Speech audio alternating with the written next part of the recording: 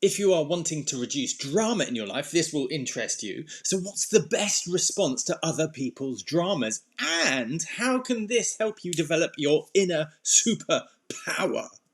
Hi, I'm Will Perry, and I help make the complex psychological concepts simple. We need to take action to create change. Now, I'm not clinically trained, but I worked at the BBC as executive coach since 2001. I was a head of action learning, which is a peer learning process. But for the last 13 years, I've been focused on this question of what's wrong with me? Why am I different? Why do I get stuck? And it's all around that shadow side that we don't see. And how I help people, I work with them exclusive one-to-one, literally one person at a time. The group coaching, the action learning aspect, one to a few or one to many through the online program, but also free content on here and free programs. Find out more, links around here. Get engaged and share now. Today's content. Woohoo! Today's content. Hello. So today's video, it's all about this word in blue. This word in blue, dignity. If you want to witness real power, real control, when somebody's really standing in your power. Can you think of any examples where in the animal world as well, when that person or that animal contains real kind of power, authority, but also they can destroy you, they can cut you down, they could physically harm you, yet they hold back. Right? They hold that back, they have that control over themselves, within themselves, and they act with dignity instead. Because I think that's a magnificent thing. So they could harm you, yet they refrain. They have the power to harm you, yet they don't. And that can be in scathing words in drama. They can cut you down in drama, yet they don't. Now that for me is this thing, dignity, and I think that's an amazing thing. And I wanted to show you why, for me, it's such an important value. But we need to understand what we are capable of. Part of that is where we're stuck, our preference systems, and for me that brought me down to the drama triangle. Well, let me tell you a quick story. This is occurred to me just now. I was once dropping off. There was I think we were going away, and I needed my son's passport, my first son, and with his mum, and it was I was holding on to information. It was a last minute booking, and I didn't have the information of the flight and details, which of course I'd give, and my ex-wife thought I was withholding stuff, and things were tense anyway, and there's been a history of that, and it was really tricky, and tempers were flaring, and I always withered in that sort of thing. I found it so difficult to deal with that sort of confrontation. Really, really difficult.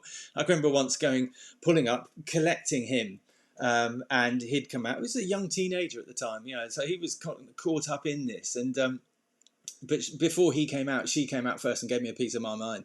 I left the windows up. I was frankly scared.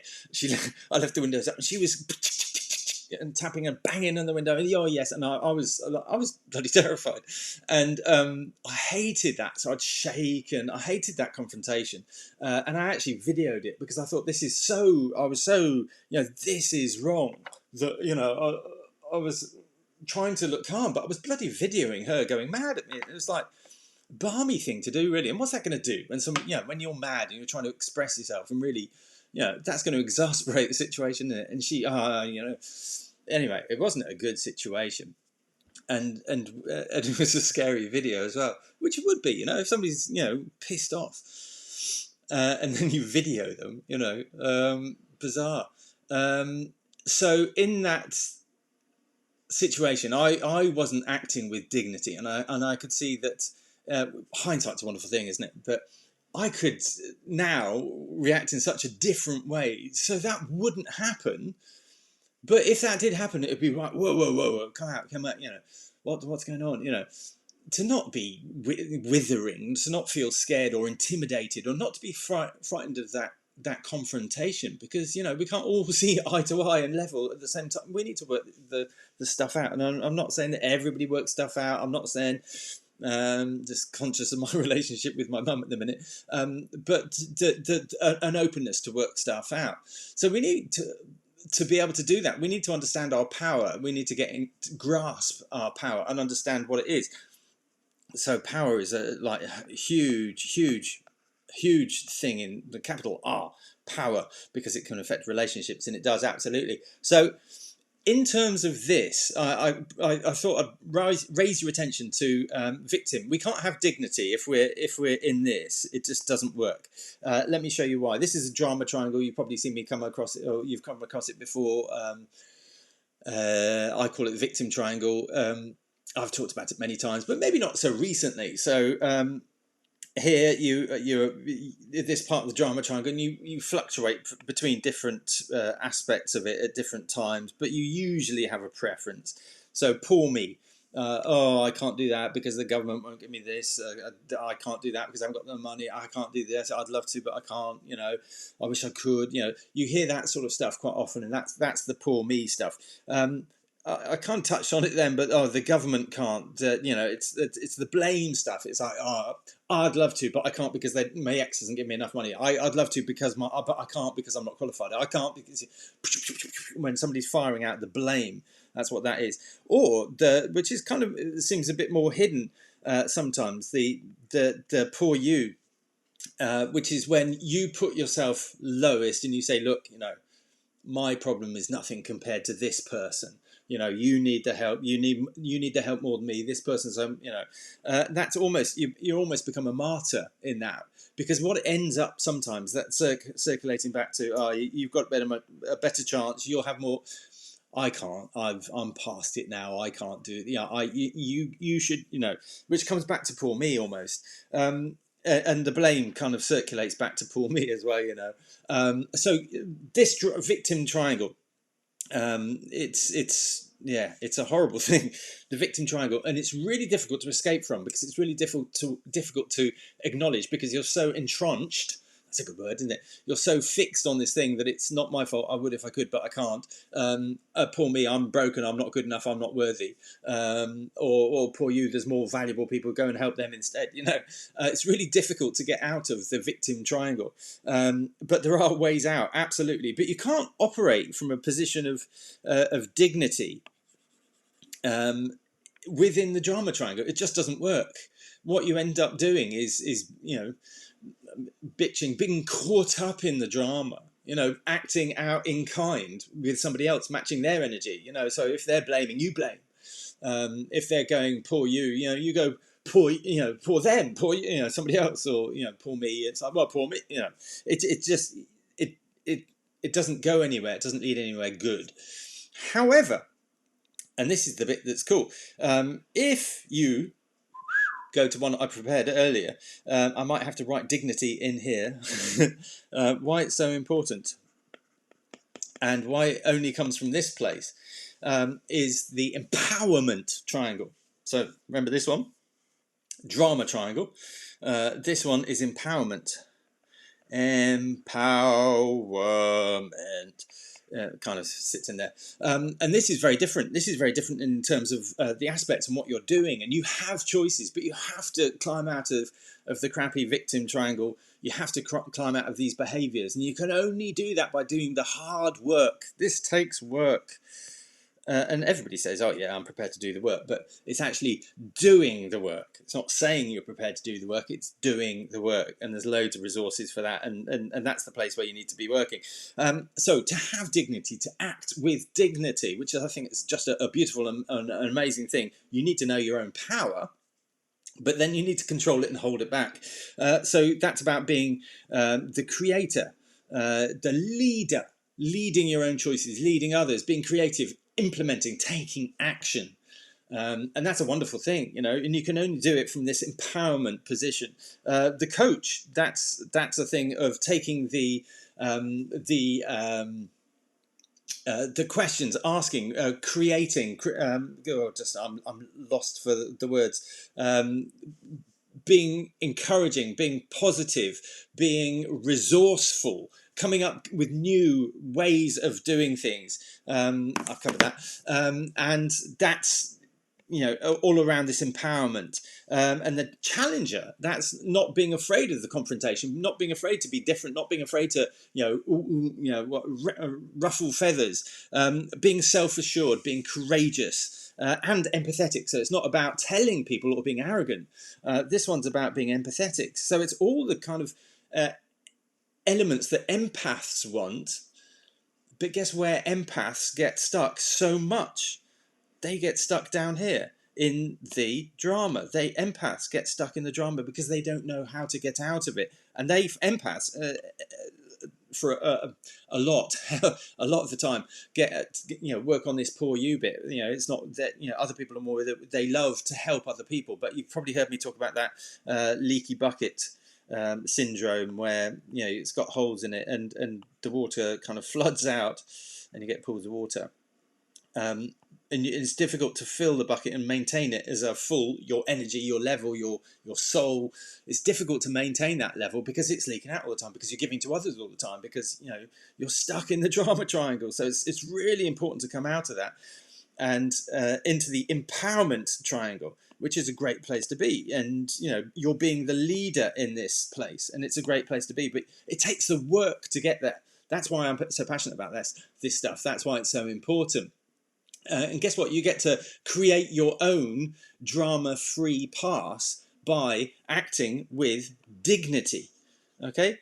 You can go between these, and we cycle between these, different positions of being the challenger, the creator, or the coach at different times, as it's suitable. But we become the leader in our own lives. Doesn't mean it's easy. Doesn't mean that we're just.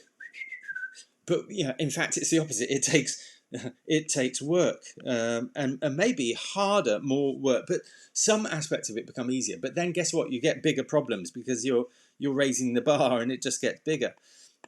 So you have to be even more resourceful, and then that takes you further up. What's the option? What's the opposite if you don't do that? If you don't choose to be the leader and do that bloody work daily, which is what I talk about, what's the option?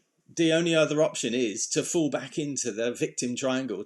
And some people say, "Oh, I hate the victim triangle." It's survivor. It's the same thing. You're still caught up in the drama. You're still caught up in poor me.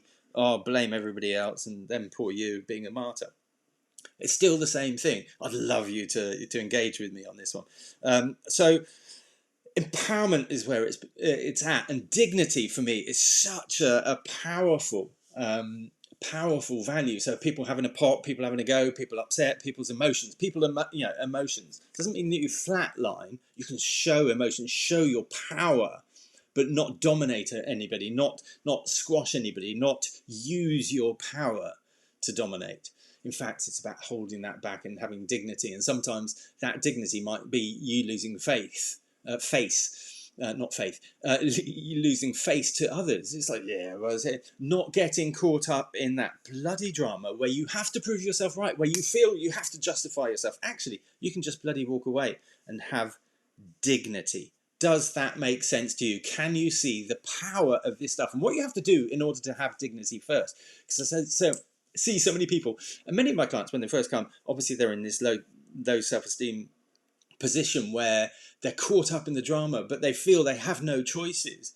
And getting that ladder to get out of this place is all very well, but you still have to climb the ladder, and then stay up there. And what's staying up there? You have to be the creator, you have to be the coach, you have to be the challenger at different points, which means being this leader.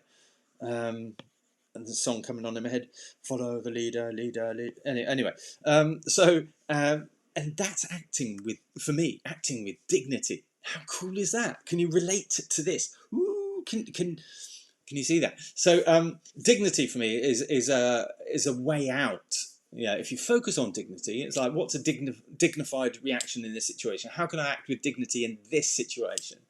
It gives you a drama-free response, and you get to create a clean response. All right, you get to create a response not from a position of all the drama, but you get to create a response from a position of empowerment. I get to choose, and I'm choosing to be the creator, the leader, the coach, the more resourceful one, the positive one, the challenger who's kind of being self-assured, He's going to, not be afraid to confront if it's in those difficult things, difficult times. So you get a clean response, and I think that's a powerful thing. So my invitation to you is to act from a position of dignity, where you feel able. For me, it's a really powerful thing, but it's something you can hold on to, and it's like, did I act with dignity in that one, or did I kind of exasperate it? Did I create more drama in my response and the way I reacted to it? Did I create more drama, or did I have dignity? And I think the most powerful things I've seen in my life, I think, when people have acted with such dignity, you think, takes your breath away. And they forgive a person that's created that's created drama in their life, to the extent that maybe somebody's lost a life, or they've taken a loved one's life, and they act with dignity, regardless of what's going on inside, and that blows my mind. I think that's such power. But what do you think on that? Can you see how that could create what it is that you want, that would get you out of perhaps where you might have a tendency to get stuck? Hope that's useful. Hope that's helpful. I'd love you to comment and get involved with the conversation. Many thanks. Hope you have an awesome rest of the day. Goodbye.